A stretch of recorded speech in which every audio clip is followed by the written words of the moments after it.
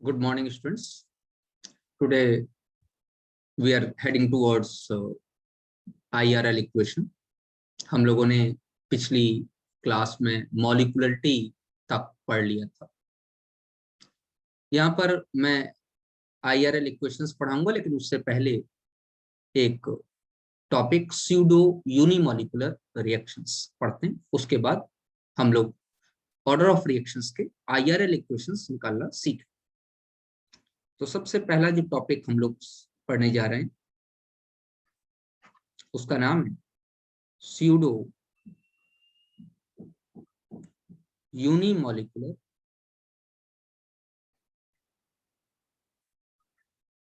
Reactions.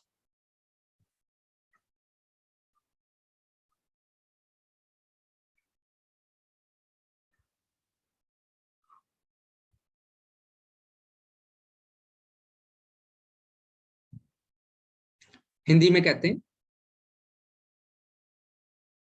छद्म एका अणु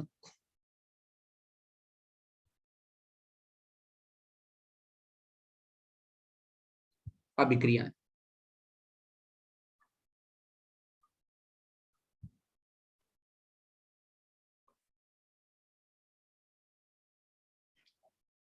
बेटे कुछ रिएक्शंस ऐसी होती हैं जिनकी मॉलिक्युलरिटी 2 है लेकिन ऑर्डर ऑफ रिएक्शन 1। इस तरीके की रिएक्शंस को स्यूडो यूनिमॉलिक्यूलर रिएक्शंस कहते हैं। तो लिख लीजिए, those reactions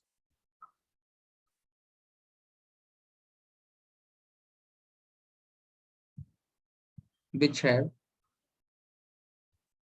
molecularity is equal to 2 but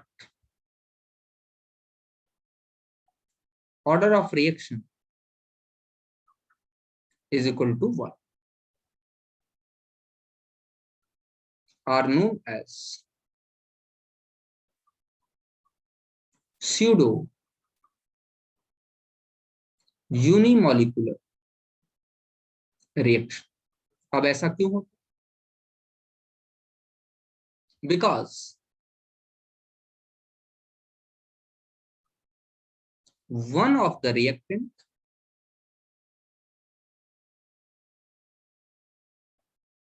is present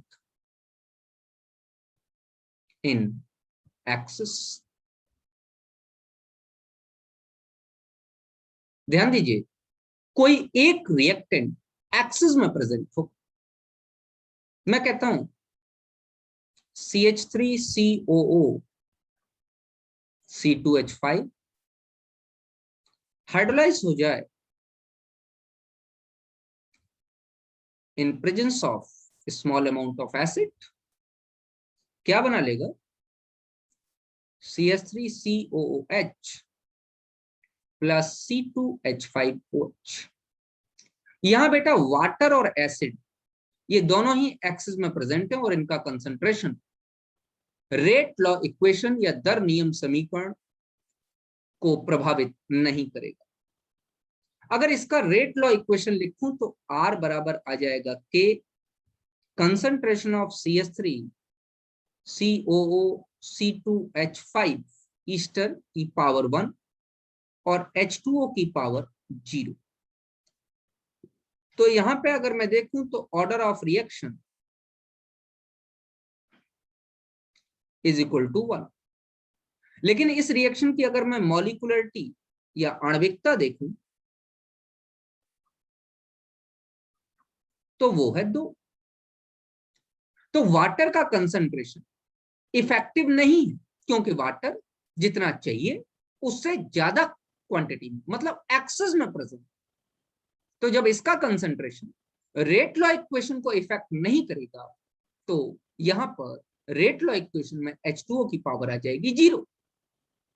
तो ऐसी रिएक्शंस जिसमें एक रिएक्टेंट बहुत ज्यादा क्वांटिटी में है और उसका concentration change rate law equation को वेरी नहीं करता, रेट लॉ इक्वेशन को इफेक्ट नहीं करता, इसी कारण इसका ऑर्डर ऑफ रिएक्शन तो 1 रह जाता है लेकिन मॉलिक्युलरिटी 2 हो जाती है। इस तरीके की रिएक्शंस को स्यूडो यूनिमॉलिक्यूलर या छद्म एका अणु अभिक्रियाएं कहते हैं।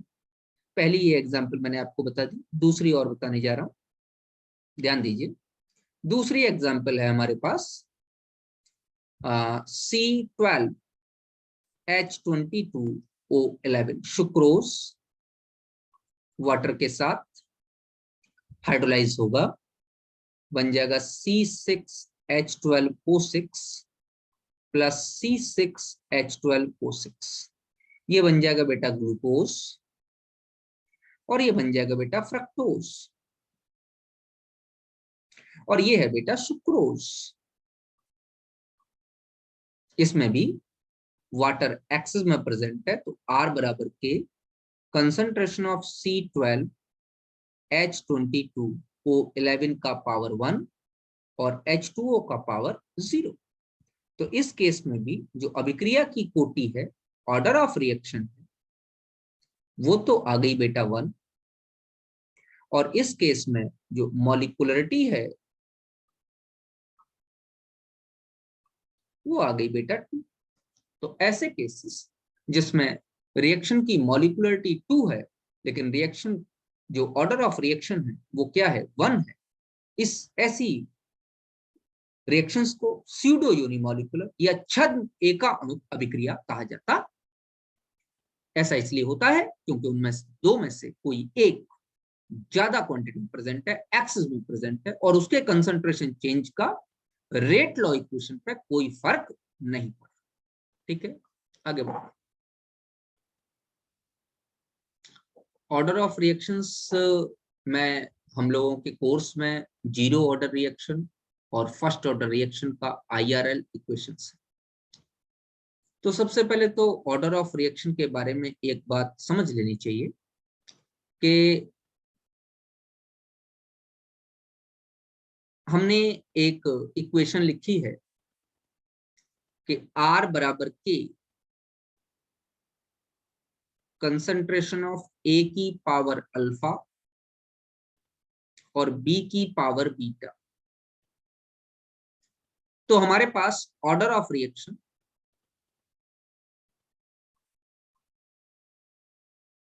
मानी जाएगी अल्फा प्लस बीटा। ये एक जनरलाइज्ड मैंने समराइज्ड इक्वेशन अब तक जो पढ़ाया उसकी मैंने लिखी, और ये एक एक्सपेरिमेंटल डाटा है जिसको कि हम नहीं बता सकते। तो सबसे पहले तो यूनिट की बात कर लेते हैं। यूनिट ऑफ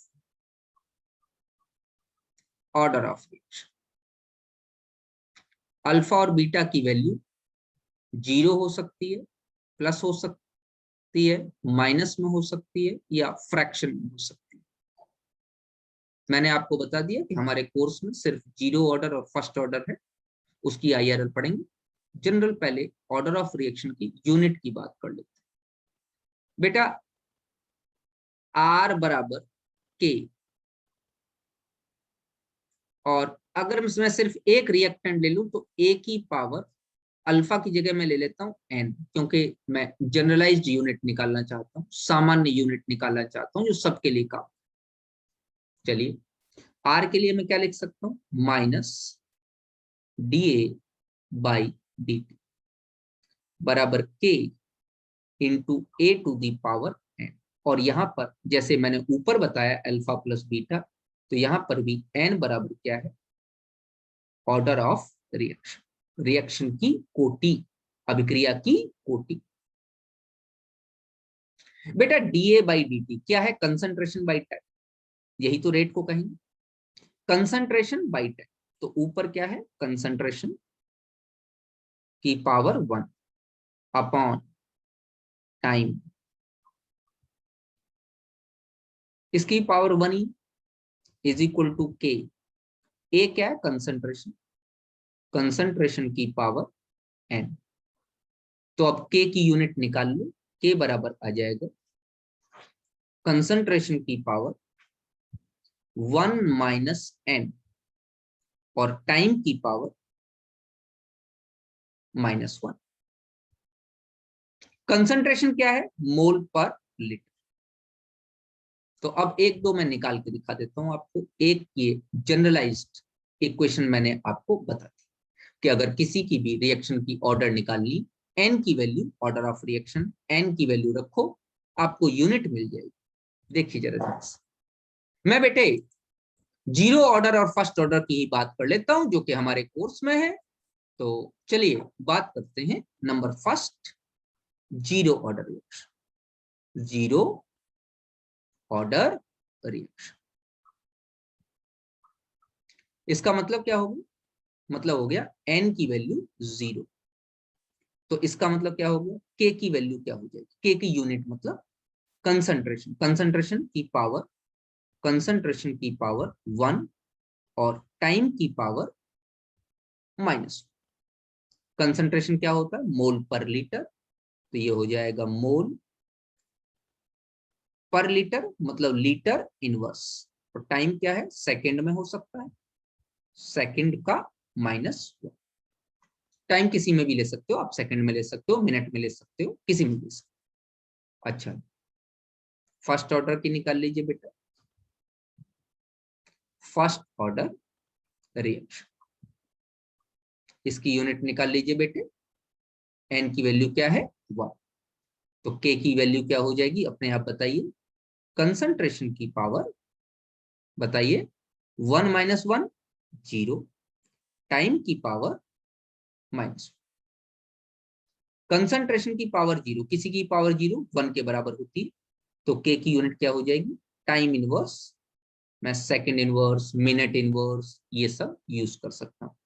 तो अगर आपके पास एक जनरलाइज्ड इक्वेशन आपके पास आ गई, तो इस जनरलाइज्ड इक्वेशन की मदद से आप किसी भी रिएक्शन के, किसी भी ऑर्डर ऑफ रिएक्शन का यूनिट कैलकुलेट कर सकते। ठीक उल्टा भी देख लो, अगर किसी भी रिएक्शन का के का यूनिट दिया गया है, तो यूनिट देख के हम ऑर्डर ऑफ रिएक्शन भी निकाल सकते हैं। वैसे तो generally order of reaction rate law equation से ही निकालेंगे, मैंने ऊपर बताया अल्फा प्लस बीटा करके, लेकिन अगर आपको यूनिट दिया गया है तो आप अनुमान लगा सकते हैं कि ये किस ऑर्डर की रिएक्शन है। तो न्यूमेरिकल प्रॉब्लम्स में एक काम आएगा, ध्यान रखिए। नाउ दो ही हैं, दोनों के बारे में एक एक करके बात करते हैं। नंबर सबसे पहले मैं बात करने जा रहा हूं IRL equation,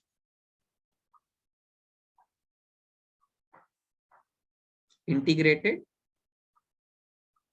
rate law equation, समाकलित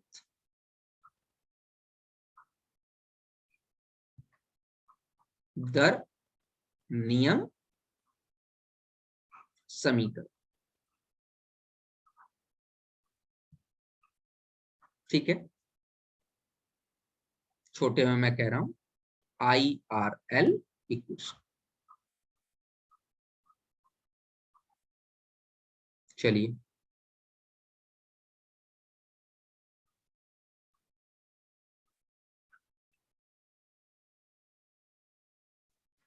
नंबर पहला, जीरो ऑर्डर रिएक्शन, शून्य कोट की अभिक्रिया निकालते हैं बेटा। लेट अस कंसीडर कि हमारे पास एक रिएक्शन है, ए गिव्स प्रोडक्ट, और ये शून्य कोट की अभिक्रिया। बेटे रेट निकालिए, -dA/dt बराबर हो जाएगा K × A⁴ जीरो। इसमें तो कोई प्रॉब्लम होगी नहीं आप लोग, -dA/dt = K × A⁴ किसी का भी पावर 0 हो जाए तो उसका वैल्यू 1 हो जाए, तो वैल्यू क्या हो जाएगी, -dA = K × D। ये इक्वेशन आ गई। इंटीग्रेट कर लीजिए, तो यहाँ पे क्या हो जाएगा, माइनस बाहर आ जाएगा, इंटीग्रेट करेंगे, dA = K और dt, initial concentration to final concentration और initial time to final time के रिस्पेक्ट में इंटीग्रेट कर लेंगे। क्या आ जाएगा, minus A is equal to K T plus C, ये इक्वेशन नंबर 1 हमारे पास आ जाए, जहां पर सी एक समाकलित स्थिरांक या इंटीग्रेशन कांस्टेंट,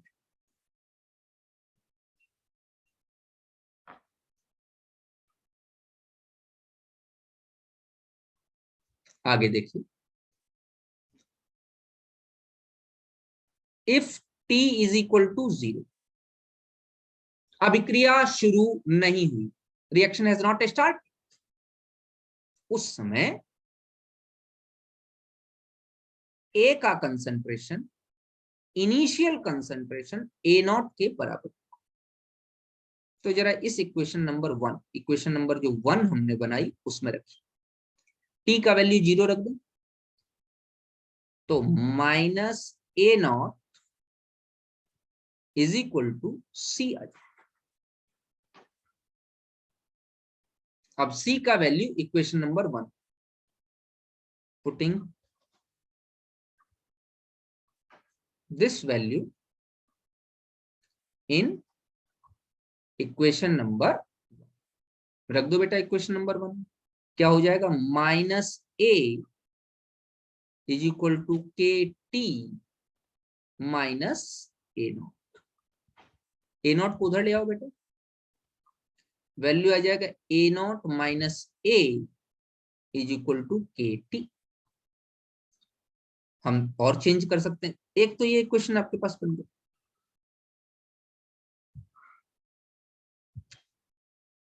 अब ये जो इक्वेशन, मैं इसको इक्वेशन नंबर 2 कहता हूं। अब ये जो ऊपर इक्वेशन आई थी, इस इक्वेशन को पूरे को माइनस से मल्टीप्लाई, तो इक्वेशन क्या आ जाएगी, ए इज इक्वल टू माइनस के T plus A not,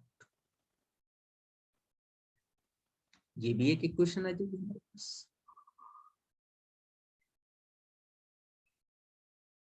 equation number क्या आ गई,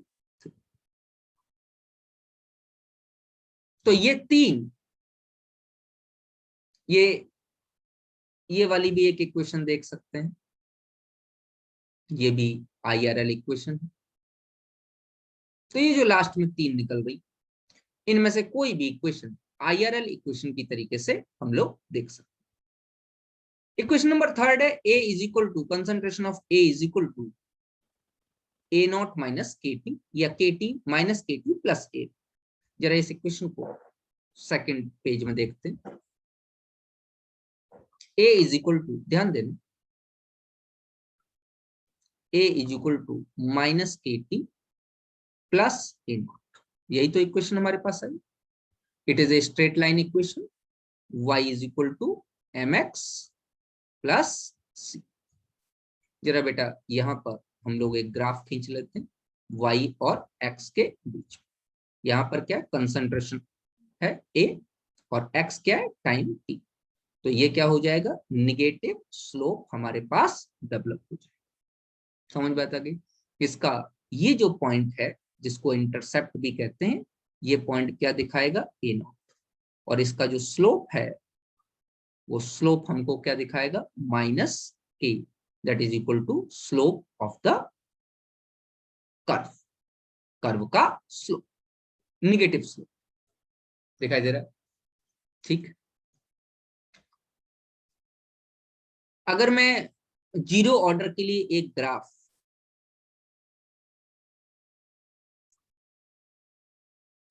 कंसंट्रेशन और रेट के बीच में खींचूं, तो एक इस तरीके का ग्राफ हमारे पास है, मतलब rate is not the function of concentration, rate concentration का फंक्शन नहीं। ये ग्राफ किससे आया, जिसको minus D A by D T, ये रेट था, is equal to K into A to the power G. Rate is not the function of concentration change, इसीलिए इसको जीरो ऑर्डर रिएक्शन कह सकते हैं। ठीक है भैया। अब चलिए, अब हमारे पास इक्वेशन जो आ गई है वो इक्वेशन क्या है जरा, ए नॉट माइनस ए या A not minus A T की, ए टी मतलब ए या ए टी मतलब एट टी टाइम। तो यहां पर इक्वेशन आ गई है हमारे पास, A not minus A is equal to K T. तो इस इक्वेशन को हम लोग आगे लेके चलते।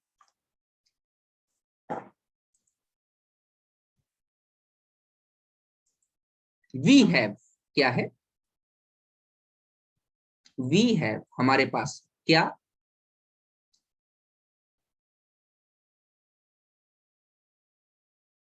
ए not minus A is equal to K T. ये zero order reaction.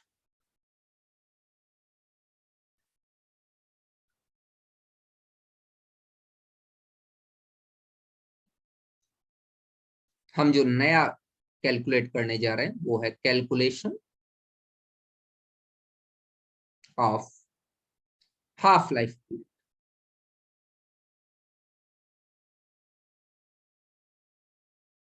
Half life क्या होता है, अर्धायुकाल, अर्ध आयु काल, वो समय जिस पर पदार्थ अपनी प्रारंभिक मात्रा का आधा विकसित हो जाता है, उसे अर्धायुकाल।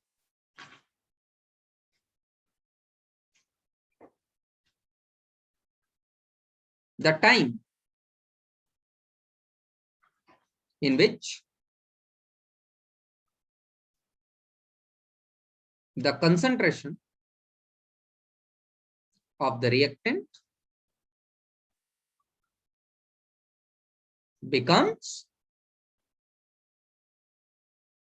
half of the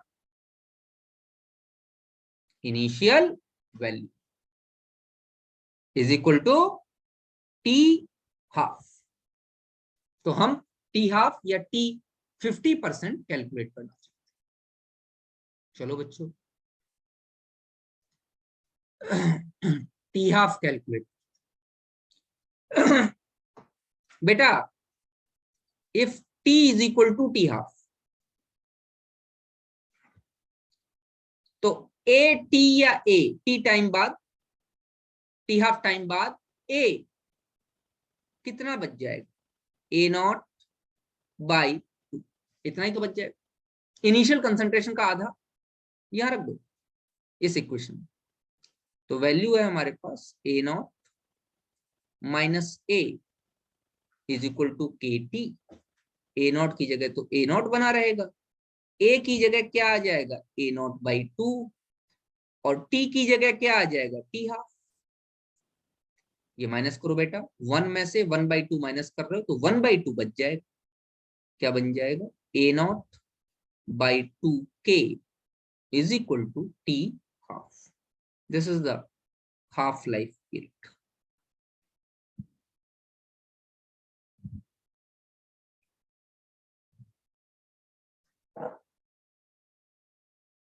तीन इक्वेशन हो गई थी, ये इक्वेशन आ गई है बेटा आपकी equation number 4।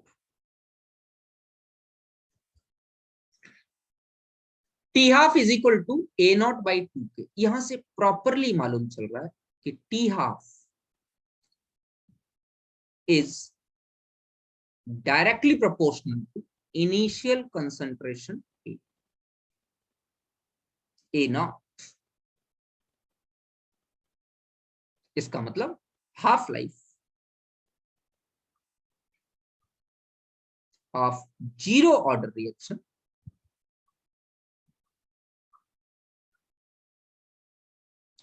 is the factor of initial concentration, initial concentration।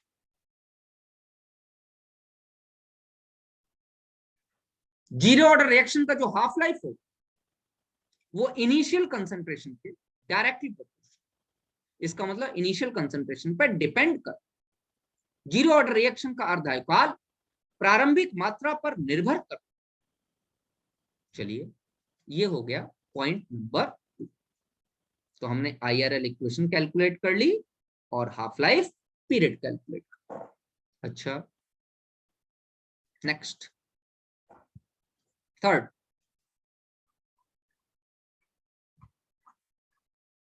Calculation of T 100%, मतलब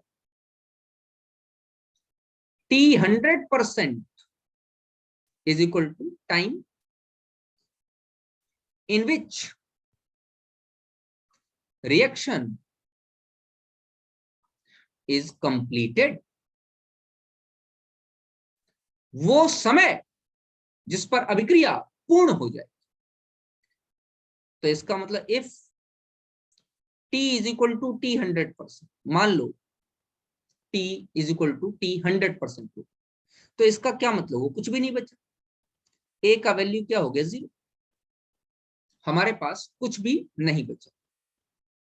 T इज इक्वल टू क्या हो गई, T 100%, तो A का वैल्यू 0।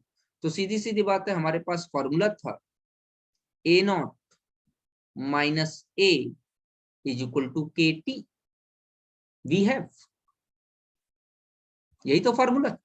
A का वैल्यू 0 हो गया कब, जब K का वैल्यू सॉरी जब T का वैल्यू T 100%। तो जरा बताओ T 100% का वैल्यू कितना आ जाएगा, A0 बाई K।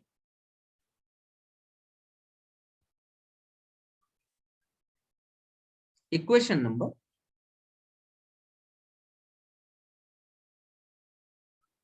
5। ठीक है बेटा, नेक्स्ट,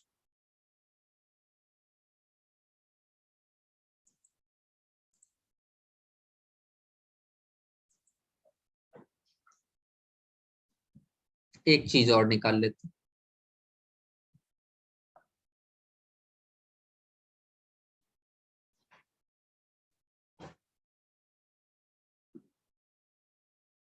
मान लो कि A से प्रोडक्ट बन रहा था, यही रिएक्शन तो आपने ली थी। इनिशियल कंसंट्रेशन मैं मान लेता हूं small a, T is equal to 0 पर स्मॉल a। उस समय प्रोडक्ट बिल्कुल नहीं था, या प्रोडक्ट के लिए मैं 0 मान के चलूं, 0। जब T is equal to small t, मतलब T टाइम बाद, 5 मिनट हो सकता है, 2 मिनट हो सकता है, 10 मिनट हो सकता है, कितने भी टाइम बाद थोड़ा सा A डिकम्पोज हुआ, A माइनस एक्स, क्या बना, x बना। A में से x निकल गया, x बना।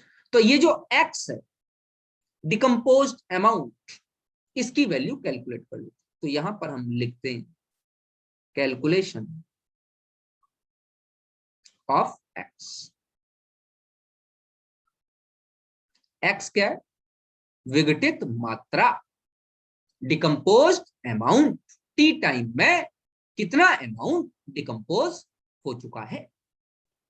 तो हमारे पास फिर दोबारा लिखिए, वी है, हमारे पास है क्या, हमारे पास है A0 minus A is equal to KT। A0 का वैल्यू कितना है, स्मॉल a का वैल्यू कितना है, A minus X, that is equal to KT। ये निकाल लीजिए बेटा, A minus A plus X is equal to KT। A से A चला गया, तो x इज इक्वल टू क्या आ जाएगा, K।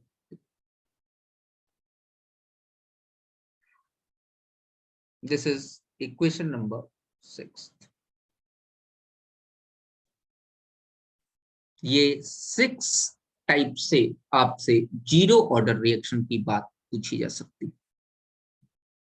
क्लियर, चलिए। तो हमारे पास जीरो ऑर्डर रिएक्शन के जो जो फॉर्मूले आ गए उसको मैं हाईलाइट किए दे रहा हूं, और उसको आप याद रखिए, एक एक करके समझिए। Highlighted formula number 1, A not minus A is equal to K T, पहला फॉर्मूला IRL इक्वेशन से कहेंगे।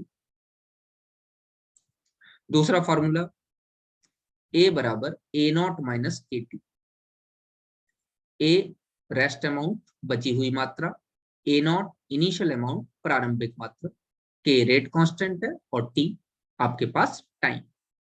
2, तीसरा फॉर्मूला हमने हाफ लाइफ के लिए निकाला, T half is equal to A naught by 2k, इसको भी मैं हाईलाइट किए दे रहा हूं, T half is equal to A naught by 2k, ये भी ध्यान रखिए। चौथा formula T 100% is equal to A naught by K, ये हमारे पास चौथा फॉर्मूला है।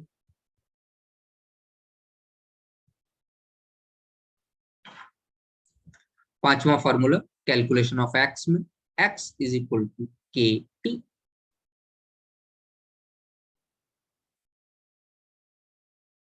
चलिए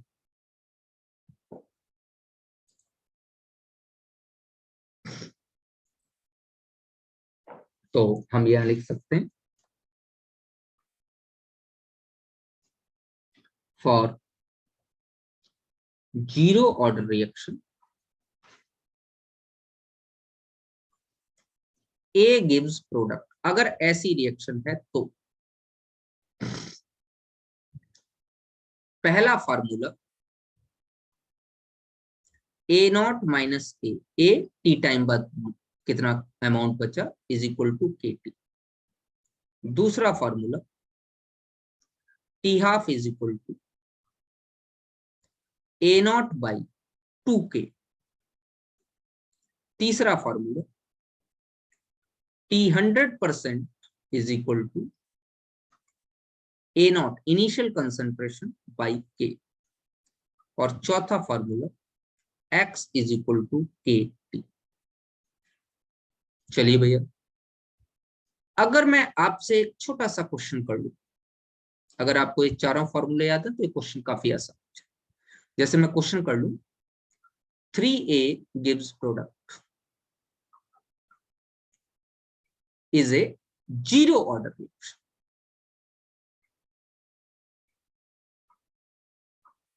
ये मान यहां क्या था, a गिव्स प्रोडक्ट, यहां पर क्या है 3a gives product is a zero order reaction. अब इसके लिए ये सब निकालिए। तो पहला बेटे 3a का मतलब, भाई a का मतलब इसका रेट है minus D A by D. ध्यान दो, इस केस में जो रेट बनेगा r that is equal to, या R O R that is equal to minus D A by D. लेकिन इस केस में जो रेट बनेगा r that is equal to minus 1/3 D A by D T, और 3 से इसमें मल्टीप्लाई कर दो, तो इसका मतलब ट्रिपल 3 से मल्टीप्लाई करना, minus D A by D T लाने के लिए आपको 3 से मल्टीप्लाई, क्योंकि यहां पर क्या है minus D A by D. तो बेटा जितनी भी इक्वेशन है उसके k को 3 से मल्टीप्लाई कर दो, आपकी वैल्यू आ जाएगी। तो यहां पर पहला वाला क्या आ जाएगा, A not minus A is equal to 3k। चलिए नंबर सेकंड, टी हाफ क्या करना है, k को 3 से मल्टीप्लाई करो, तो T half is equal to A naught by 6k। तीसरा टी 100% क्या करना है, k को स्टोकियोमेट्रिक कोफिशिएंट से मल्टीप्लाई करो, 3 से multiply, A naught by 3k। चौथा क्या है, 3a गिव्स प्रोडक्ट, x बराबर 3kt।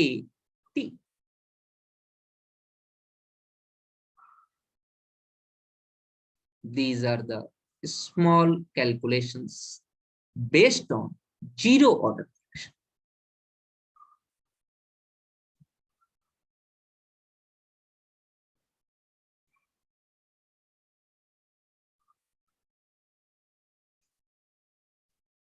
क्लियर बच्चों?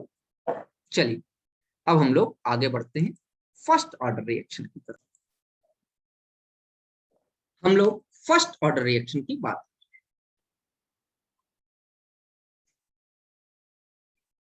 IRL इक्वेशन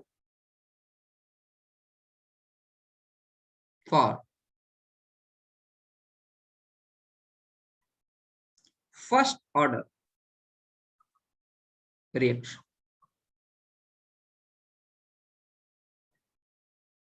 प्रथम कोटि की अभिक्रिया क्या निकालने जा रहे हैं? समाकलित दर से। फिर वही ले लीजिए बेटा, ए गिव्स प्रोडक्ट, क्या लिख सकते हैं? Minus DA/DT is equal to K into concentration of A की पावर, चेंज कीजिए, minus DA upon A is equal to K into D. Integrate कीजिए बेटे, माइनस बाहर आ जाएगा, DA upon A is equal to K into D. DA upon A का integration क्या हो जाएगा? Minus ln A is equal to KT plus C, और C क्या है? Integration constant. C क्या है? Integration constant. चलिए भैया आगे बढ़ाते हैं।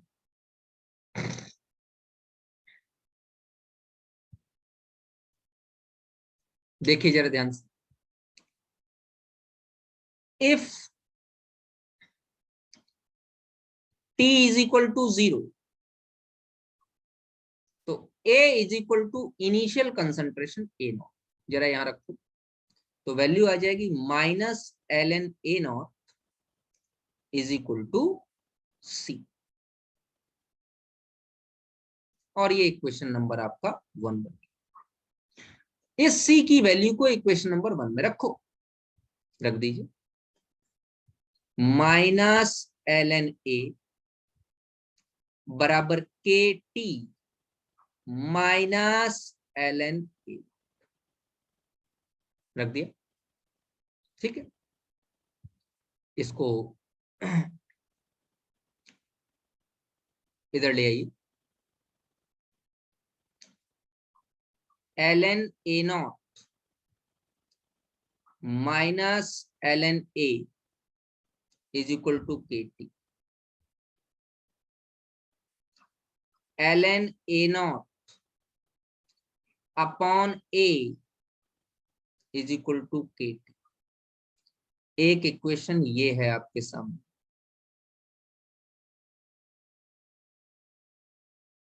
Equation number second. इसी का मैथमेटिकल फॉर्म दूसरा मैंने ये दिया आपको, इक्वेशन नंबर थर्ड, और इसी का मैथमेटिकल फॉर्म तीसरा मैंने ये दिया आपको, इक्वेशन नंबर फोर्थ। ठीक है बेटा,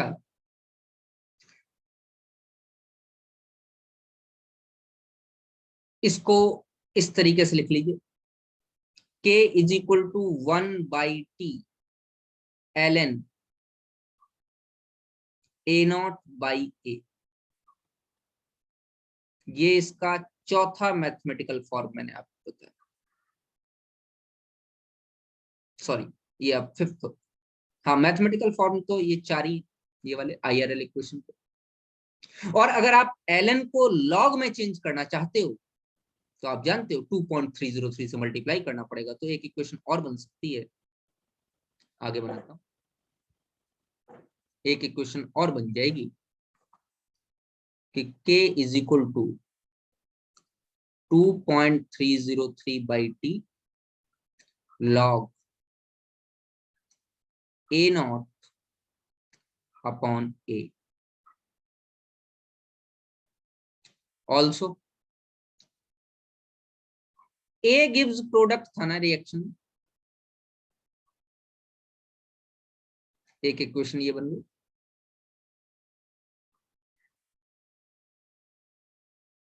सिक्स, ए गिव्स प्रोडक्ट था, मैं कह देता हूं T इज इक्वल टू 0 पे इनिशियल कंसंट्रेशन ए है, प्रोडक्ट बिल्कुल नहीं बना। T टाइम के बाद ये A माइनस एक्स है और प्रोडक्ट एक्स। तो बेटा इसका क्या मतलब है? इसका मतलब है ए नॉट को हम ए मान के चल रहे हैं और टी टाइम बाद जो बचा कंसंट्रेशन है वो ए माइनस एक्स मान के चल, रेस्ट अमाउंट। तो जरा ऊपर लगाओ, एक सातवीं इक्वेशन बन जाएगी K is equal to 2.303 by T log A upon A minus x.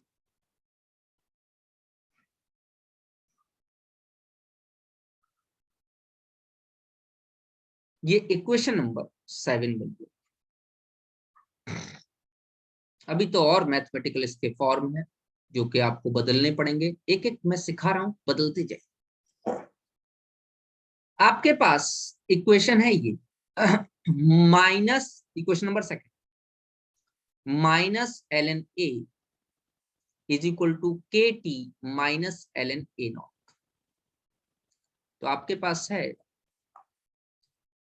Minus L N A is equal to K T minus L N A naught. ये इक्वेशन नंबर 2। वी हैव ये आपके पास है, आप पहले ही निकाल चुके। बेटा इस पूरी इक्वेशन को माइनस से मल्टीप्लाई, वैल्यू आ जाएगी एल एन ए बराबर माइनस के T plus L N A. मैं एक एक स्टेप कर रहा हूं, कोई गड़बड़ नहीं कर रहा, इसको इधर ले आइए। तो वैल्यू आ जाएगी L N A minus L N A naught is equal to minus के टी। इसको चेंज कीजिए, L N A upon A naught is equal to minus के टी। बेटा एल एन क्या होता है? Log to the base E. तो एक इक्वेशन आपकी बहुत प्यारी आ गई, A upon A naught is equal to E to the power minus के टी। इसको विलहेल्मी इक्वेशन भी कहते हैं। Equation number 8। क्लियर? मेरी बात समझ में आ रही है? इस तरीके से आपके इंटीग्रेटेड रेट लॉ इक्वेशंस मैंने आपको बताया। चलो आगे बताते हैं। अब मैं अगला जो पार्ट कैलकुलेट करने जा रहा हूं वो है calculation of half life.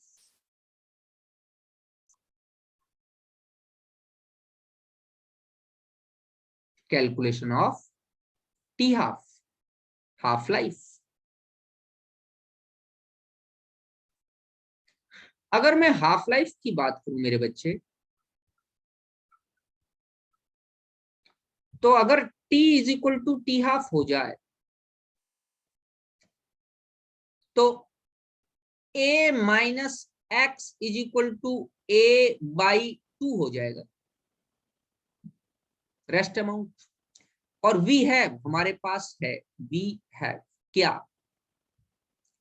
k is equal to 2.303 by T log a upon a minus X. T को उधर ले जाओ और टी हाफ करो, तो T half is equal to 2.303 by K log A upon A minus x क्या है? A by 2। तो T half is equal to 2.303 by K log 2। What is the value of log 2? 0.3010। तो T half is equal to 0.6932 by के।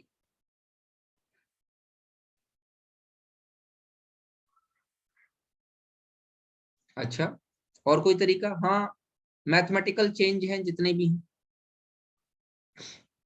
आपके पास यही तो था, k is equal to 1/t ln a0/a, ऐसे भी तो लिख सकते थे आप। वी हैव सारे मैथमेटिकल चेंज है, कहीं कोई वो नहीं।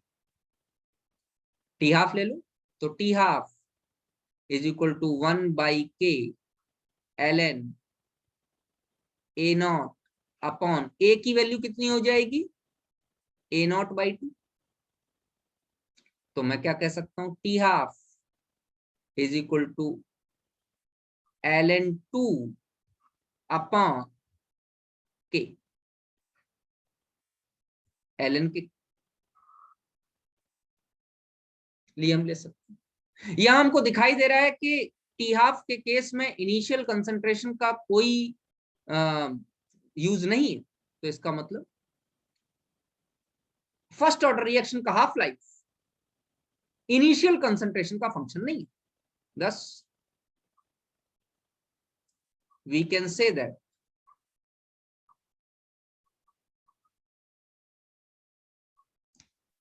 the half life period of first order reaction is not the function of initial concentration A naught, उस पर डिपेंड नहीं करेगा। चलिए, ये भी हो गया हमारा।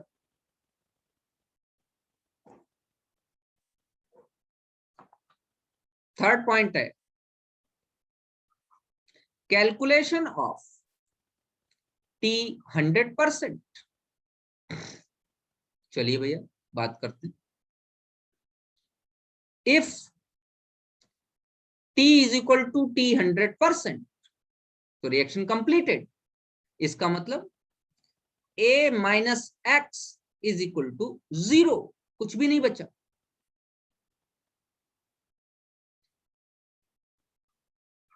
a इज इक्वल टू 0, कुछ भी कह सकते हो, a कहो, a माइनस एक्स कहो, फॉर्मूले में लगाओ। k is equal to ln में लेना चाहते हो तो 1/t ln a0 बाई a, और a की वैल्यू 0 है, तो यहां पर मैं कहूं t 100% is equal to infinite. कोई प्रॉब्लम है आपको? भाई ये या तो ऐसे या ऐसे ले सकते, दो ही तो equation. 2.303/t log a upon a minus x. a minus x या a की वैल्यू हमने 0 कर दी, तो 0 से डिवाइड कर दिया, तो वैल्यू क्या आई टोटल, इनफाइनाइट। क्या मतलब हुआ? मतलब ये हुआ कि फर्स्ट ऑर्डर रिएक्शन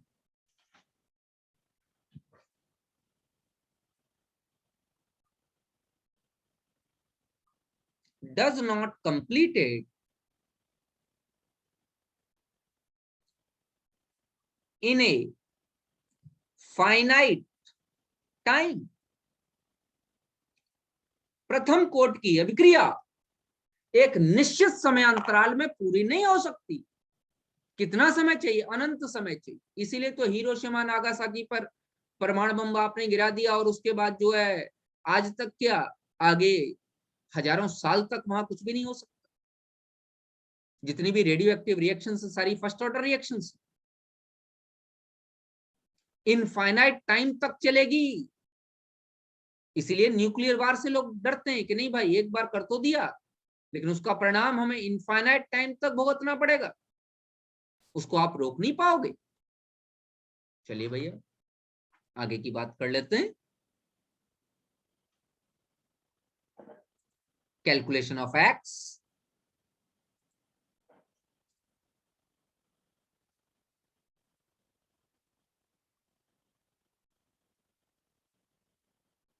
क्या निकाल रहे हैं, calculation of x, decomposed amount, कितना टी टाइम में कितना सब्सटेंस डिकम्पोज हो गया, एक्स निकालते। विलहेल्मी इक्वेशन ले लीजिए। विलहेल्मी इक्वेशन मैं दिखाता हूं, ये वाली जो इक्वेशन है इसको मैंने कहा आपसे Wilhelmy equation, A naught A upon A naught is equal to E to the power minus k. तो ये वैल्यू है A upon A naught is equal to E to the power minus के T. ये मैं उसी form में करके दिखा रहा हूं जिस फॉर्म में कॉम्पिटिशंस में पूछे गए हैं। चलिए, ए की वैल्यू क्या है, ए नॉट इज इक्वल टू है स्मॉल ए और ए इज इक्वल टू है ए माइनस एक्स। अभी पीछे के पेज पे मैंने करके दिखाया था, जरा यहां लगा लो। तो ये ए है और ये है ए माइनस एक्स, सॉरी उल्टा लिख दिया।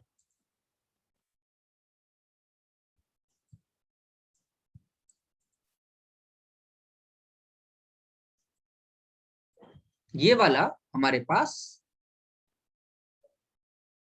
ए माइनस एक्स है और ये A is equal to E to the power minus k. बेटा मल्टीप्लाई कर लो, A minus x is equal to A into e to the power minus के।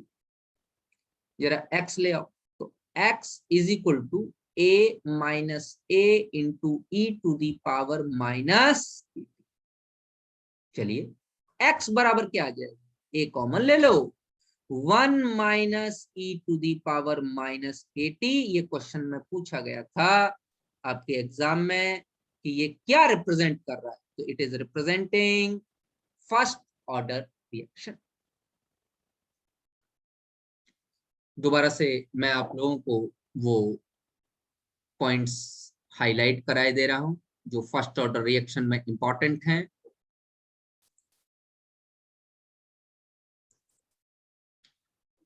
पहली ये इक्वेशन,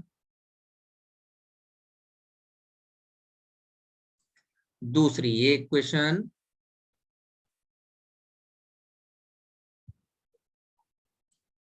तीसरी इक्वेशन ये IRL equations, these are highly important. चौथी equation आपके पास ये वाली a upon a minus x.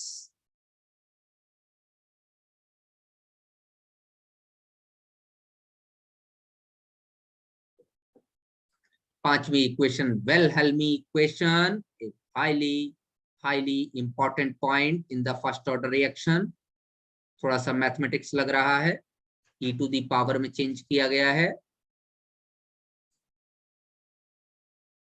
Next T half ln 2 by K और पूरी कैलकुलेटेड वैल्यू आप ले सकते हैं 0.6932 बाई के।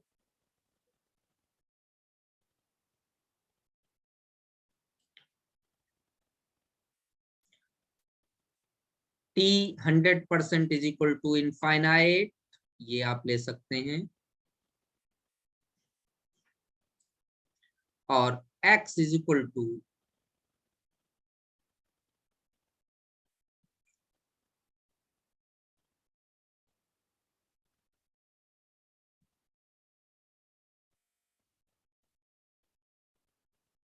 1a into 1 minus E to the power minus e। ये बेटे आज मैंने आप लोगों को जीरो ऑर्डर और फर्स्ट ऑर्डर रिएक्शंस के IRL इक्वेशन समझाए। मैं एक एग्जांपल से आपको जीरो ऑर्डर और फर्स्ट ऑर्डर रिएक्शन का जो है एग्जांपल से डिफरेंस और बता देता हूं, जिससे कि आपको ये समझ में आएगा कि जीरो ऑर्डर रिएक्शन और फर्स्ट ऑर्डर रिएक्शन में डिफरेंस क्या है। छोटा सा केस है, ध्यान से देखिए। एक तरफ मैं लिख लेता हूं जीरो ऑर्डर रिएक्शन,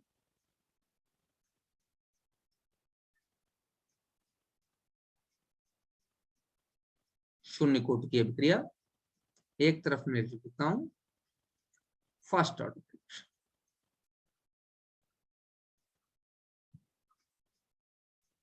मैं मान लेता हूं इनिशियली हमने 100 ग्राम दो सब्सटेंसेस के लिए, टी टाइम में जीरो ऑर्डर रिएक्शन के लिए 10 ग्राम डिकम्पोज, तो वो 9T बन गया। अगले टी टाइम में भी जीरो ऑर्डर रिएक्शन में 10 ग्राम ही डिकम्पोज होगा, मतलब सेम टाइम इंटरवल में सेम अमाउंट डिकम्पोज होगी। तो अगले बार 80 बन जाए, फिर टी टाइम बाद फिर 10 ग्राम डिकम्पोज होगी, ये 70 बन जाएगा। तो ये धीमे धीमे धीमे धीमे जाके लास्ट में जीरो हो जाए, खत्म हो जाएगी ये रिएक्शन। तो यहां पर ध्यान दीजिएगा कि same amount of substance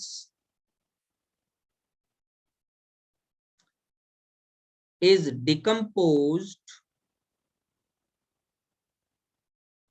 in same time।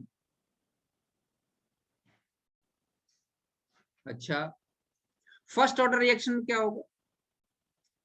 T time में 10% डिकम्पोज होगा, 10 ग्राम नहीं, 10% डिकम्पोज होगा तो क्या हो जाएगा? 90 ग्राम बन जाए। 100 का 10% डिकम्पोज होगा।